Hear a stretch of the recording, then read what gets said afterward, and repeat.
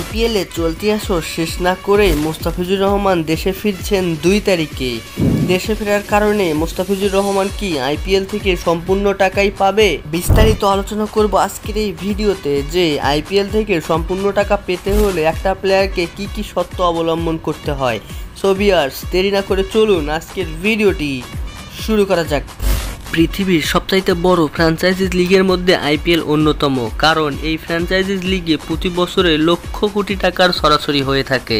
পৃথিবীর সবচাইতে বড় বড় তারকাদের নিয়ে এসে আইপিএল অনুষ্ঠিত করা হয়, আর এ কারণে টাকার অঙ্কটা অনেক বেশি হয়ে থাকে। চলতি আসরে মিচেল স্টার্ককে 24.75 কোটি অর্থাৎ সর্বোচ্চ দামে কিনেছিল এবার কলকাতা নাইট রাইডার্স। বাংলাদেশের একমাত্র ক্রিকেটার হিসেবে মোস্তাফিজুর রহমান চলতি আসরে চান্স পেয়েছিল এবং চেন্নাই সুপার কিংস মোস্তাফিজুর রহমানকে 2 কোটি রুপি দিয়ে কিনেছিল। দেশের অবস্থা বিবেচনা করে মোস্তাফিজুর রহমানকে 2 মে পর্যন্ত সময় দেওয়া হয়েছে, এর মধ্যেই বাংলাদেশে আসতে হবে।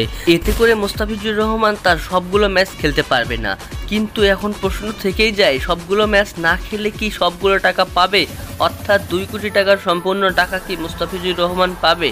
আচ্ছা, এক্ষেত্রে বলা যেতে পারে আইপিএলের কিছু নিয়মকানুন রয়েছে যেগুলো মানলে মোস্তাফিজুর রহমান কেন সব প্লেয়ারই তার ফুল টাকা পেমেন্ট পাবে।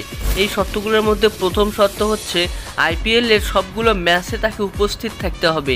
যদি কোনো কারণে তার ইনজুরি হয়ে যায় সেক্ষেত্রে সে সব টাকা পাবে না, অথবা বাংলাদেশের মোস্তাফিজুরের মতো বিভিন্ন কারণে যদি তার দেশে আসতে হয় বা বিভিন্ন পার্সোনাল সমস্যার জন্য যদি তাকে দেশে আসতে হয় সেক্ষেত্রে সে তার ফুল টাকা পাবে না, কারণ সে তার সবগুলো ম্যাচে উপস্থিত থাকতে পারেনি।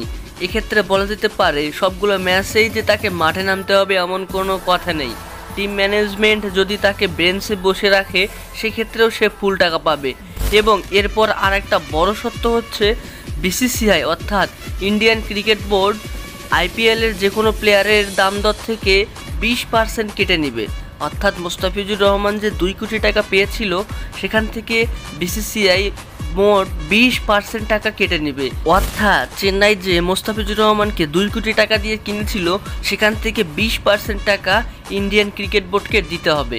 চলুন একটা ছোট্ট হিসাব করে দেখা যাক যে মোস্তাফিজুর রহমান প্রায় কত টাকা পেতে পারে।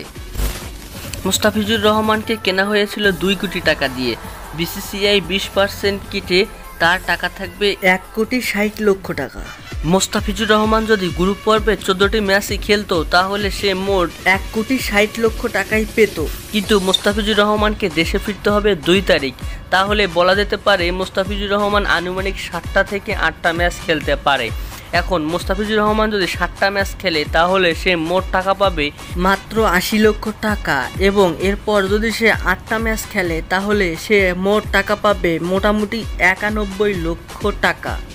সো গাইস, এর মাধ্যমে আপনারা বুঝতে পেরেছেন যে মোস্তাফিজুর রহমান কত টাকা পেতে পারে। এছাড়াও মোস্তাফিজুর রহমান আরও বিভিন্নভাবে টাকা ইনকাম করতে পারে, কারণ আইপিএলে প্লেয়ারদের নিয়ে বিভিন্ন ধরনের অ্যাড ক্যাম্পেইন চালানো হয়, যার ফলে সেখান থেকে আরও এক্সট্রা টাকা পেতে পারে।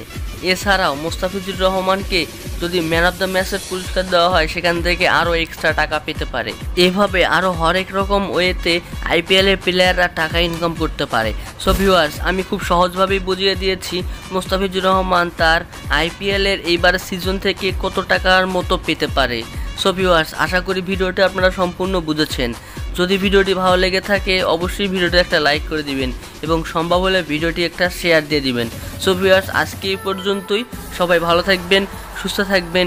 দেখা হচ্ছে পরবর্তী কোনো ইন্টারেস্টিং ভিডিওতে। আসসালামু আলাইকুম।